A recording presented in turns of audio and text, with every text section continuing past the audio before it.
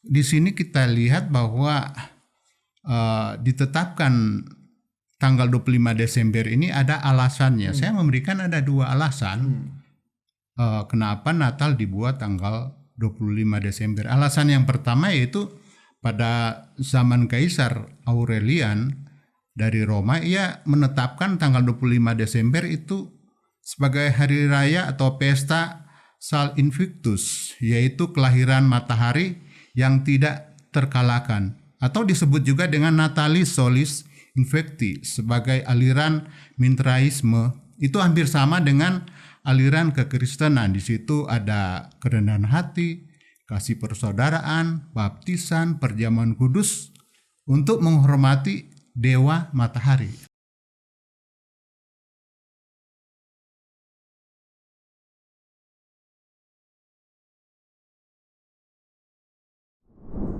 Puji Tuhan, kami mengucap syukur karena oleh kemurahan Tuhan, Cabai Rawit Production kembali mengeluarkan sebuah podcast yang pasti adalah podcast rohani. Kami beri nama Amen, singkatan dari Alkitab Menjelaskan. Di podcast ini kami akan membahas ada beberapa topik-topik yang mana topik-topik tersebut bagi sebagian jemaat, sebagian umat Kristen masih ada tanda tanya. Kok bisa gitu ya?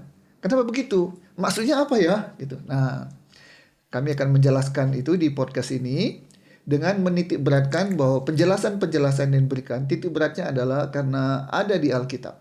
Karena itu kami menamakan podcast ini Alkitab Menjelaskan. Tapi kan ada narasumbernya. Ya, mana bisa Alkitab berbicara langsung gitu ya. Ada narasumber yang akan menjelaskan, tapi tetap bukan menyampaikan pendapat pribadi, tetapi mengambil sumbernya adalah dari Alkitab. Baik, di episode perdana ini kami akan membahas topik tentang Natal 25 Desember. Kenapa 25 Desember? Kenapa bukan 25 Januari, 25 November, atau tanggal-tanggal lainnya? Nah, sudah hadir di studio narasumber kami, Bapak Pendeta John Lee Komaling. Kita akan segera bahas dalam waktu yang memang tidak terlalu panjang.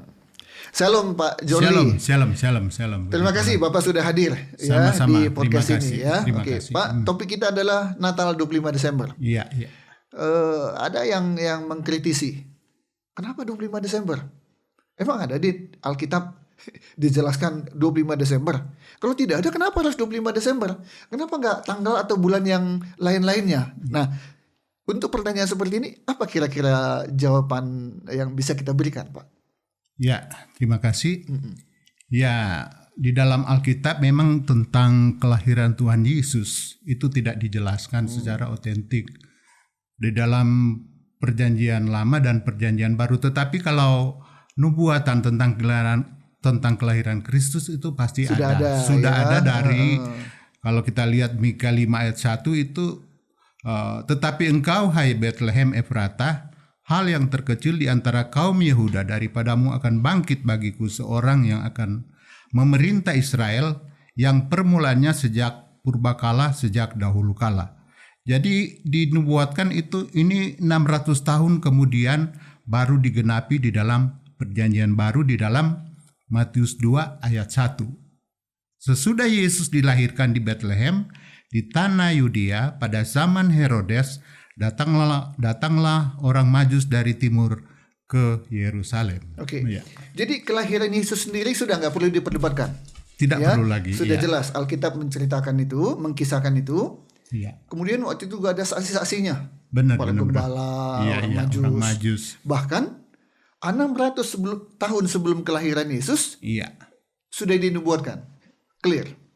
Tapi pertanyaan itu tadi, Pak, karena apa sih harus 25 Desember?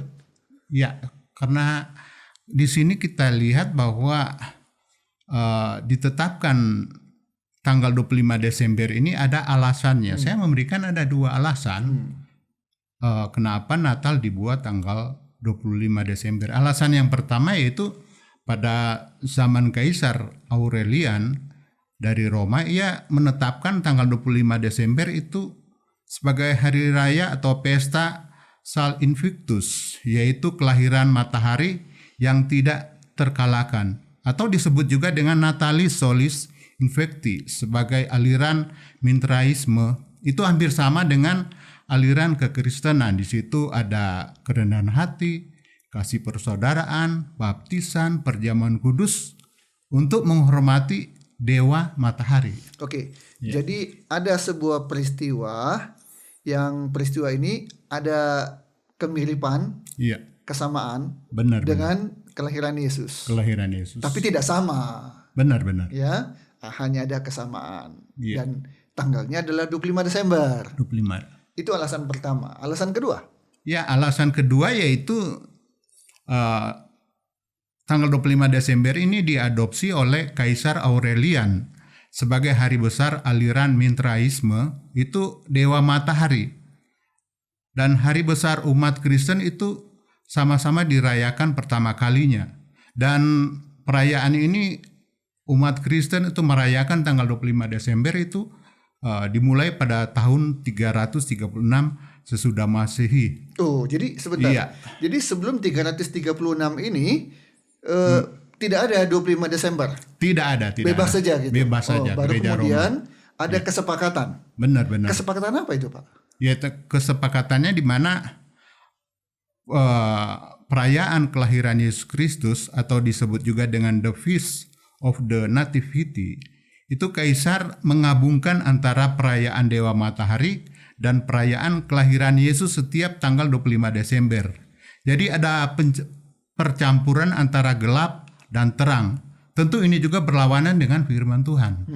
Iya, berlawanan dengan firman Tuhan karena Ulangan 12 ayat 30 di situ dikatakan kan begini, hati-hatilah supaya jangan engkau kena jerat dan mengikuti mereka setelah mereka dipunahkan dari hadapan karena mereka menyembah patung dan berhala.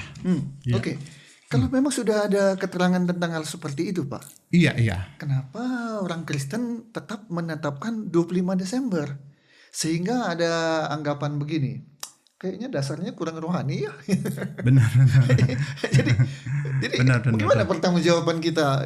Kalian Natalnya 25 Desember kayaknya ngada-ngadaan aja itu, ngadi-ngadi aja itu ya. Tidak didukung oleh ayat Alkitab kah atau ada kesepakatan yang kurang kuat? Itu kalau ada yang menyebutkan begitu, kita harus jawab bagaimana ya? Iya. Justru itu kan di dalam 2 Korintus 6 ayat 16 dikatakan begini. Apa hubungannya bait Allah dengan berhala? Karena kita adalah bait dari Allah yang hidup menurut firman Allah. Aku akan diam bersama-sama dengan mereka dan aku akan menjadi Allah mereka dan mereka akan menjadi umatku. Dalam 1 Yohanes 1 ayat 7 dikatakan, hiduplah di dalam terang seperti Allah ada di dalam terang. Jadi Natal yang kita rayakan itu sama saja dengan kita memperingati Hari Dewa Matahari. Itu kalau kita mengikuti tanggal 25 Desember. Ya. Artinya orang Kristen tidak fanatik untuk mati-matian mengatakan hari kelahiran Yesus adalah 25 Desember. Di luar itu berarti sesat. Berarti bukan begitu ya? Bukan. Kalau ekstrim itu. Iya kan? Iya. Dan keliru pula ya kalau ada yang berpendapat begitu ya. Benar. Bahwa ada kesepakatan di seluruh dunia toh 25 Desember kan? Tanggal 25 Desember. Bukan cuma di Indonesia ya. Iya, benar. Itu bukan berarti bahwa itulah sesungguhnya yang tidak meleset. Iya. Tanggal kelahiran Yesus, bukan ya? Iya, benar. Artinya mau dirayakan tanggal 24 Desember, hayu. Iya. Dirayakan tanggal 1 Desember juga silakan. Benar. Iya kan? Iya. Oke. Ada satu lagi, Pak. Kalau di tanggal 25 Desember, tanggalnya sudah jelas ya 25 Desember ya. Iya. Bulannya adalah bulan Desember. Ada yang bilang, wah itu kan musim dingin katanya. Benar. Bagaimana? Alkitab bilang ada gembala di padang. Iya. Mana mungkin dia di padang dalam keadaan musim dingin begitu kan? Nah, benar. jadi itu kan menunjukkan bahwa itu bukan 25 Desember. Nah, dan kita nggak perlu ngotot kan harus mempertahankan tidak harus 25 Desember. Tidak toh? Benar. Oke. Kalau begitu, apa esensi mengenai waktu kelahiran Yesus ini. Kan tadi tidak ngotot harus tanggalnya kan? Iya. Jadi esensinya apa, Pak? Ya, memang contoh saja sekarang kita tahu bersama bahwa banyak juga yang merayakan Natal itu bukan bulan Desember, tetapi ada juga yang merayakan bulan Januari. Iya. Iya, jadi yang merayakan Natal bulan Januari itu sebenarnya itu tidak masalah ya, karena itu hak kan setiap organisasi gereja ya masing-masing. Dan seperti gereja kami itu merayakan Natal itu sebelum tanggal 25 Desember. Sebelum tanggal 25. Iya, jadi kalau tanggal 25 Desember itu Natal keluarga, Natal kumpul-kumpul. Di Natal itu kita kumpul-kumpul, di situ kita juga makan bersama. Jadi oke-oke saja bagi siapa yang mau merayakan Natal di luar daripada tanggal 25 ini. Oke. Nah, kalau tadi ada yang merayakannya bulan Januari. Iya. Bahkan saya dapat informasi gereja tertentu tanpa menyebutkan nama gerejanya ya. Iya. Bahkan tidak pernah merayakannya di bulan Desember. Seolah-olah seperti gini, Natal itu tidak boleh di bulan Desember. Harus di bulan Januari. Nah, ada gereja yang seperti itu. Ada. Dan menurut Bapak tadi nggak ada masalah. Nggak ada masalah. Tapi mungkin yang jadi paling penting begini ya. Bukan tanggalnya. Benar-benar. Tapi jangan mengingkari kelahiran Yesus ya. Itu nomor satunya. Iya kan? Benar-benar. Ya, jadi dibelokkan. Karena tanggalnya nggak jelas, bulannya nggak jelas, berarti kelahirannya pun dipertanyakan. Dan tidak jelas juga. Tidak seperti itu. Tidak seperti itu. Dan kita bisa membuktikan bahwa Yesus pernah lahir. Benar-benar. Itu nubuatan. Nubuatannya ada. Catatannya di Alkitabnya ada. Benar. Dan itu lebih penting. Iya. Bahkan, ini juga Pak, mengenai Natal. Kenapa Natal dirayakan demikian rupa? Bikin panitia, bikin acara, budget. Iya. Sementara kalau Paskah enggak Pak? ini bisa Bapak sampaikan kenapa begitu? Iya, memang itulah kembali lagi dengan masing-masing organisasi ya. Itu di sini memang sangat penting ya tanggal kelahiran itu juga. Jadi sangat penting tanggal kelahiran itu sehingga tanggal 25 itu bahwa kita rayakan itu bahwa kelahiran Yesus itu ke dalam dunia itu dengan motivasi yang benar atau dengan nilai-nilai firman Tuhan. Karena kalau nilai-nilai firman Tuhan itu di situ kan ada di mana kita menyembah Tuhan, bersyukur kepada Tuhan, melayani Tuhan, mengasihi Tuhan, memuliakan Tuhan atas keselamatan di dalam Yesus melalui proses kelahirannya, kematiannya, kebangkitannya, kenaikannya, bahkan kedatangannya kedua kali. Tapi seperti tadi Bapak katakan, kenapa ada perbedaan perayaan Natal dengan Paskah? Ya justru itu. Di sini kita melihat bahwa yang tidak penting itu memang tidak penting ya. Kalau bulan Desember itu kita rayakan Natal secara duniawi, di mana gereja berlomba-lomba mengenakan Natal yang mewah, pesta pora, pemborosan uang jemaat, bahkan juga yang paling bahaya itu pendeta mencari ketenaran, keuntungan, kehebatan, kesombongan, motivasi yang salah, tidak memuliakan Tuhan, tapi memuliakan diri sendiri dan gerejanya. Ini semua memang dibenci oleh Tuhan. Oke, jadi janganlah sampai perayaan dan ibadah Natal satu jadi ajang pameran ya. Benar.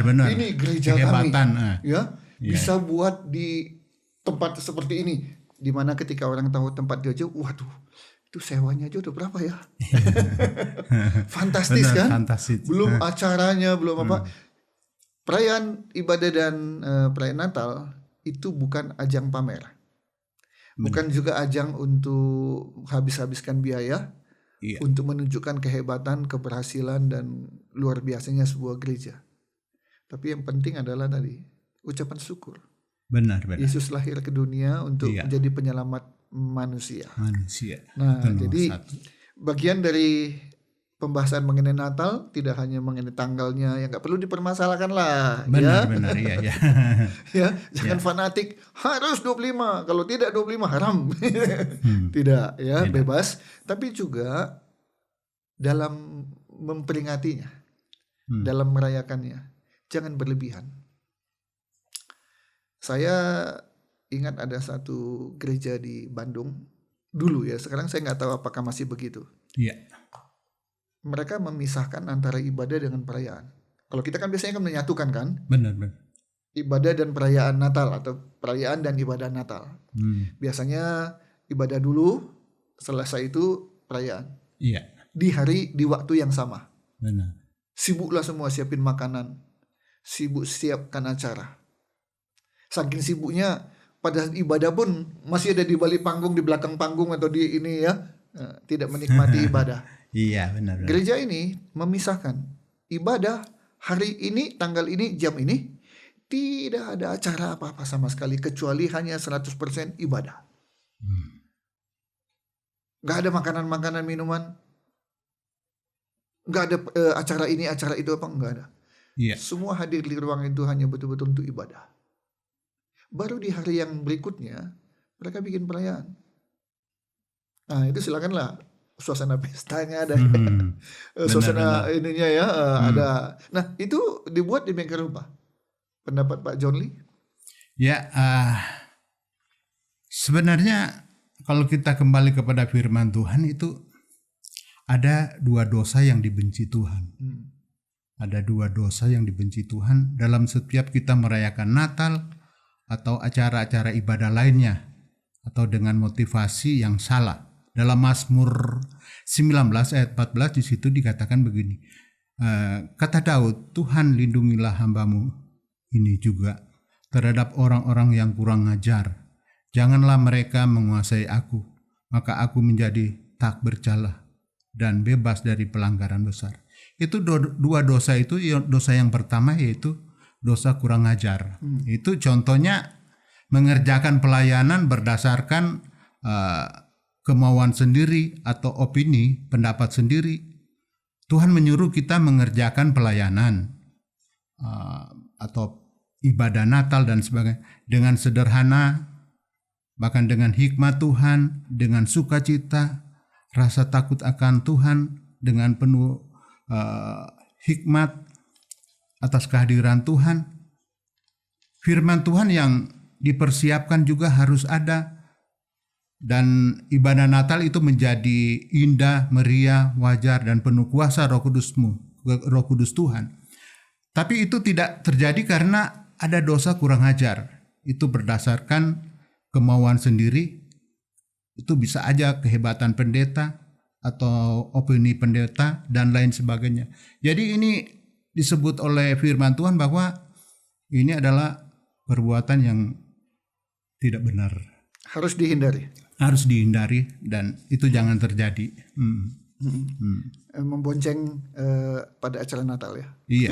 Dan dosa yang kedua yaitu dosa pemberontakan. Itu di mana dosa pemberontakan itu dosa melawan Tuhan. Contohnya melakukan tugas-tugas pelayanan atau pekerjaan Tuhan tanpa disuruh Tuhan. Contoh dalam Imamat 10 ayat 1 sampai 3. Kemudian anak-anak Harun, Nadab dan Abihu mempersembahkan kehadapan Tuhan api yang asing yang tidak diperintahkannya kepada mereka. Maka keluarlah api Tuhan untuk menghanguskan keduanya lalu mati di hadapan Tuhan. Jadi perbuatan atau pelayanan mereka itu bukanlah salah, tidak menentang Allah. Mereka membakar ukupan untuk melayani Allah, tapi itu tidak diperintahkan Tuhan, dilarang Tuhan. Jadi tidak layak dan tidak berkenan di hadapan Tuhan. Karena itu tidak kudus dan tidak mulia. Karena itu sama saja dengan mereka kompromi dengan dosa. Seperti kalau kita lihat di dalam contoh lagi Saul. Ya, jadi kita melihat Saul di dalam 1 Samuel 13 ayat 8 sampai 14. Saul itu mempersembahkan korban bakaran dengan alasan bahwa karena melihat rakyatnya bercerai-berai meninggalkan dia. Yang kedua, Samuel tidak datang tepat waktu. Yang ketiga, orang Filistin siap menyerang Saul dan rakyatnya. Jadi Saul ini memberanikan diri untuk mempersembahkan korban bakaran untuk Tuhan. Saul mengira itu bagian dari pelayanan untuk Tuhan dan untuk menyelamatkan rakyatnya dari tengah mereka. Lalu Samuel datang dan berkata, "Perkataanmu itu bodoh. Engkau tidak mengikuti perintah Tuhan." Saul berpikir dan beranggapan dan merasa senang semuanya pelayanan yang dia lakukan, pengorbanannya, usahanya, tapi itu sia-sia karena ditolak oleh Tuhan. Tuhan tidak berkenan dihadap semua apa pelayanan yang dia lakukan. Jadi introspeksi bagi kita hamba Tuhan, pemimpin gereja itu, kenapa pelayanan selalu gagal? Termasuk juga di dalam pelayanan di saat perayaan Natal itu. Begitu banyak orang yang berusaha agar supaya memberi yang terbaik di dalam perayaan Natal itu, tetapi sebenarnya itu Tuhan tidak kehendaki. Tuhan tidak mau, sehingga tidak sedikit apa yang sudah direncanakan di dalam setiap pelayanan, baik pelayanan Natal, pelayanan apapun juga itu selalu gagal. Jadi berarti kita harus berani introspeksi diri ya Pak ya. Iya, sangat berani ya. Selama bertahun-tahun kita merayakan Natal, iya, mungkin lebih banyak ke arah hiburannya kali ya daripada penginjilannya ya. Iya. Daripada menyampaikan misi ya lewat perayaan dan ibadah Natal. Benar. Kalau sampai terjadi seperti itu bahaya ya. Sangat berbahaya. Bukannya mau menyenangkan hati Tuhan, kan? Orang tua kita rayakan kelahirannya, ulang tahun. Iya. Itu kan ingin menyenangkan orang tua kan? Benar. Bikinlah di mana? Di restoran, di hotel. Undanglah misalnya artis. Orang juga kan, waduh, hebat ya.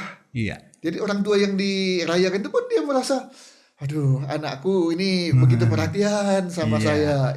Itu kan sebenarnya ya. Iya. Tapi ketika misalnya dalam acara ulang tahun orang tua yang ke-70 muncullah acara berdebat, duduk. Orang tua juga ini nggak cocok, ini saya usia 70 tahun.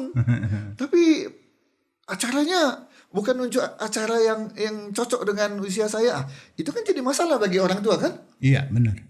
Bukannya dia senang, mungkin dia berisik gitu. Musiknya juga Nah, begitu juga dengan perayaan Natal. Sebenarnya bagaimana dalam perayaan Natal itu, ibadah Natal itu kita menyenangkan hati Tuhan. Benar. Jadi ukurannya adalah apa yang bisa benar-benar menyenangkan hati Tuhan. Baru kedua, sambil nyala minum air kan? Iya. Lewat acara ibadah perayaan Natal itu kita penjangkauan. Benar. Memenangkan jiwa. Iya. Dengan berbagai acara yang kita siapkan demikian rupa. Bukannya tadi hiburannya yang lebih menonjol. Undang artis juga. Undang artis. Ya. Iya. Sekarang sepertinya sudah berbeda dengan dulu ya Pak ya. Sangat. Dulu acara apa aja KKR dikit-dikit artis, dikit-dikit artis. Sekarang kan udah artis sudah biasa. Jadi nggak terlalu artis juga sekarang sudah kurang laku. Iya. Ya, tapi acara-acara yang lain itu yang digali, bikin acara yang seperti apa dan sebagainya. Nah, kembali kita harus berani introspeksi diri. Natal adalah sukacita. Natal adalah ucapan syukur. Benar. Karena Yesus Tuhan mau lahir sebagai manusia. Dia bisa merasakan sakit, dia bisa merasakan lapar. Sebagai Tuhan kan enggak akan dialami. Bahkan nanti dia harus dihina, disiksa, mati. Nah, kita harus bersyukur, bersukacita. Tapi bagaimana mewujudkan syukur dan sukacita itu dalam sebuah ibadah dan perayaan Natal? Ini dia ya yang menjadi bahan introspeksi diri kita. Iya. Ini kan sudah September Pak. Iya. Kan? Biasanya kan 3 sudah bulan lagi. ber itu kan sudah bulan-bulan persiapan kan? Iya. September, Oktober, November, Desember, ada 4 bulan. Ada yang bulan Agustus sudah bikin kepanitiaan dan sebagainya, cari dana dan sebagainya. Mulai memikirkan acara ini apa ini, mengundang siapa ini dan sebagainya. Lewat acara ini kita mau menghimbau. Semua panitia Natal di semua gereja mulai pikirkan, mulai tanyakan kepada Tuhan. Tuhan, apa yang bikin tahun ini, Natal ini betul-betul menyenangkan hati Tuhan? Ah, ada satu pertanyaan Pak yang mungkin bisa Bapak jawab dan jelaskan. Kira-kira, saya juga agak ragu ini ya, ada nggak ya? Tapi ya saya ingin tahu. Kira-kira ada nggak di Alkitab yang memberikan sebuah petunjuk, ya? Sebaiknya merayakan Natal itu seperti apa gitu? Misalnya tentang kesederhanaan, tentang ucapan syukurnya yang lebih dipentingkan, atau apa? Nah, ada nggak menurut Pak John Lee yang mungkin tidak secara spesifik, tidak secara khusus menjelaskan bagaimana merayakan Natal, tapi mungkin ayat-ayat itu bisa kita pakai sebagai pedoman ketika kita mengadakan ibadah dan perayaan Natal. Ada nggak bagaimana? Iya. Sebenarnya tentang arti Natal itu tanggal 25 Desember itu yang kita biasa rayakan. Natal itu bukan tanggal 25 Desember itu yang penting kita rayakan. Tetapi kalau kita melihat di sini bahwa sebagai hari lahir Yesus dalam dunia ini, Natal itu sangat penting. Walaupun dalam tanda kutip itu pemimpin-pemimpin gereja itu merayakan itu dengan cara mereka masing-masing. Tetapi kalau kita melihat di sini bahwa Natal itu sangat penting, itu dirayakan oleh setiap orang yang mengaku Kristen. Ya, kan tadi sebagai kan Tuhan. Iya. Kelahiran Yesus adalah membawa sukacita. Iya. Membawa Damai. Karena itu kita harus bersyukur. Ya kan? Penting ya penting. Iya. Tapi meskipun perayaan Natal itu penting, ada nggak pedoman dari Alkitab, Pak? Atau ayat-ayat mana dalam Alkitab yang bisa kita jadikan sebagai pedoman ketika kita merayakan Natal, Pak? Menurut Pak Jody, kalau kita melihat di dalam firman Tuhan di sini, kita melihat di sini tentang arti Natal itu di dalam Yesaya 9 ayat 5 itu, sebab seorang anak telah lahir untuk kita, seorang putra telah diberikan untuk kita, lambang pemerintahan ada di atas bahunya, dan namanya disebut orang penasihat ajaib, Allah yang perkasa, Bapa yang kekal, Raja damai. Jadi saya mengartikan di dalam Yesaya 9 ayat 5 ini tentang dia sebagai penasihat ajaib. Kalau Natal itu kita harus menyadari bahwa setiap kali kita merayakan Natal itu kita merayakan Yesus itu dia adalah penasihat ajaib, karena di dalam 1 Korintus 1 ayat 24 di situ dikatakan begini. Tetapi untuk mereka yang dipanggil, baik orang Yahudi maupun bukan orang Yahudi, saya dan saudara bahwa Kristus bagi kita adalah Ia kekuatan kita, Ia hikmat kita, yang menasihati kita dengan firman Tuhan yang ajaib dan berkuasa.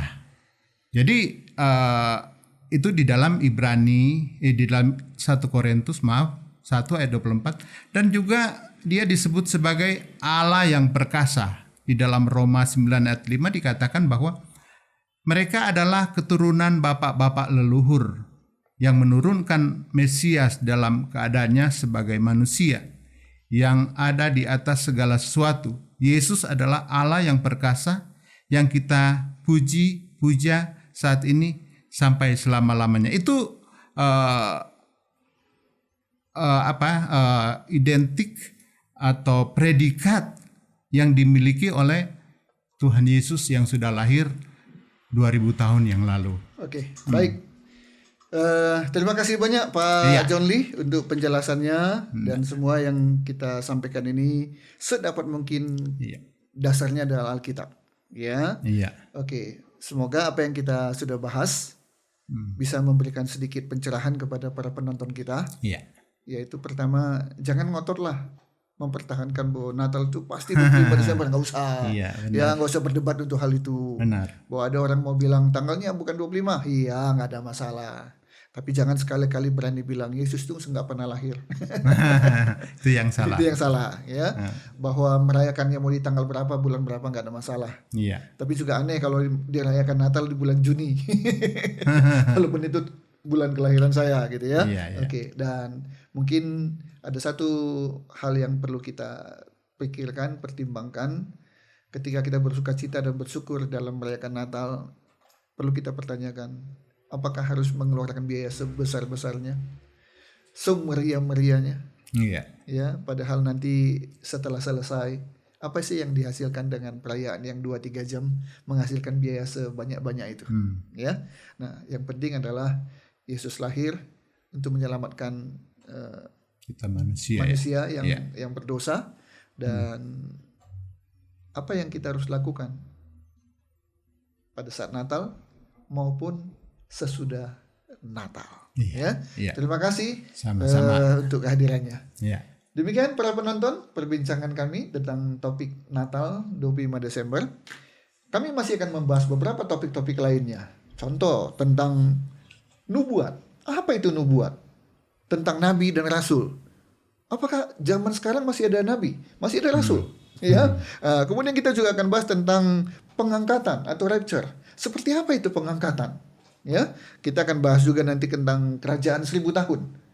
Ya, apa itu kerajaan 1000 tahun? Di mana itu? Dan bagaimana terjadinya? Kemudian juga kita akan membahas tentang surga dan neraka. Betulkah ada surga, ada neraka? Apa yang dikisahkan oleh Alkitab tentang surga dan neraka? Nah, semua topik-topik yang selama ini mungkin ada yang sudah sangat paham. Para teolog mungkin luar kepala semua udah tahu. Benar. Tapi jemaat mungkin ada yang masih bertanya-tanya, masih bingung ya tentang topik-topik yang saya sebutkan tadi. Nah, podcast Alkitab menjelaskan semoga bisa menjadi sebuah jawaban agar berbagai pertanyaan-pertanyaan tentang topik itu bisa terjawab. Iya. Kami menyadari bahwa penjelasan-penjelasan yang kami berikan lewat narasumber mungkin tidak sempurna. Benar. Mungkin tidak memuaskan semua penonton. Tidak apa-apa. Berarti kita harus gali lagi. Belajar lagi. Kita harus belajar lagi. Karena kami tidak mau mengatakan bahwa kami yang paling benar, kami yang paling tahu, tidak. Tapi paling tidak kami memulai untuk membuka sebuah pembelajaran. Ayo mari gali Alkitab, mari belajar Alkitab, ya, dari berbagai sumber supaya pengetahuan kita semakin baik dan semakin baik, ya. Dan kami juga mengundang hamba-hamba Tuhan yang mau hadir di podcast Alkitab menjelaskan, silakan hubungi kami, berikan komentar, kemudian kami akan hubungi, kita akan bahas tadi berbagai topik-topik yang bisa memberikan pencerahan kepada seluruh jemaat Kristen dimanapun berada. Saya Yunus Timotius, terima kasih, dan kita bertemu kembali di episode yang akan datang dengan topik yang berbeda. Tuhan Yesus memberkati.